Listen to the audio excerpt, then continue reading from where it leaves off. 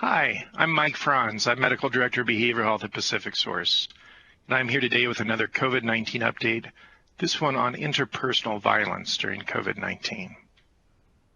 Today we'll be discussing definitions. We'll talk about the concern for increased interpersonal violence during COVID-19 and why that is. We'll discuss what we can do about it, and then I'll end with some resources that I think you might find helpful. So first, let's talk about some definitions. Interpersonal violence is really a broad term that encompasses child abuse, elder abuse, and intimate partner violence. Child abuse is when there's a risk of harm or harm to a child under the age of 18. Elder abuse is similar, but it's when it's perpetrated by a caregiver or other person against someone who's the age of 60 or older. And then there's intimate partner violence, which is when there's a threat or harm that's done to a partner, a spouse, or a former partner or spouse.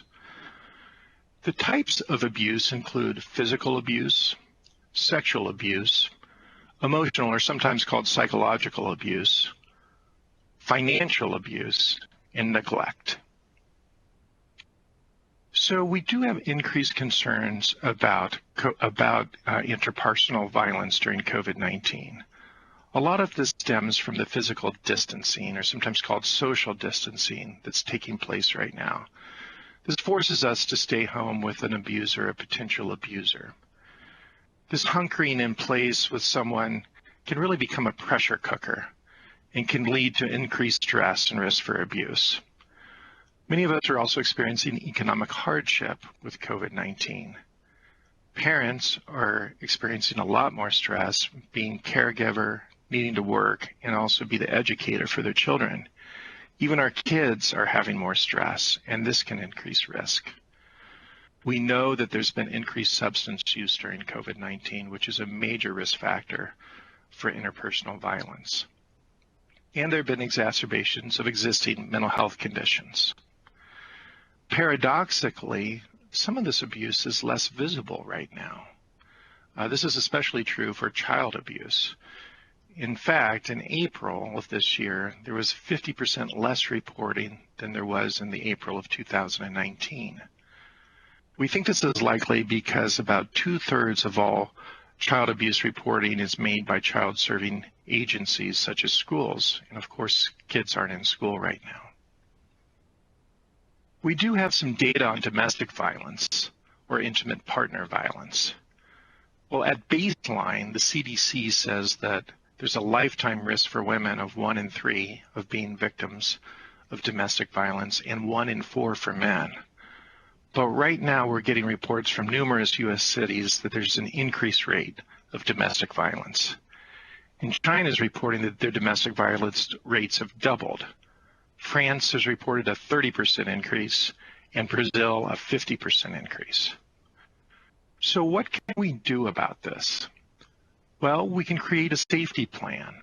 This is a personalized and practical plan that helps us stay safe in our current relationship, or if we're trying to get out of it, or if we've already left it. And this is a plan that specifically helps us try to cope with our emotions, connects us with others who can help keep us safe, and directs us to appropriate legal action if necessary. I encourage you to look at the resources that I'll go over at the end of the talk on developing a safety plan. We can also practice self-care as a parent, as a partner, and as a caregiver. I've discussed this in previous talks and encourage you to look at those if you haven't. We also need to keep alert for others who may be experiencing abuse. This could be other family members, neighbors, or friends.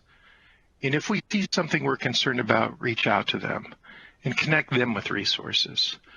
And if there's an imminent risk or danger, we need to call 911. So on your screen now are some hotlines for child abuse, domestic violence, and elder abuse. These have phone, text, and chat options.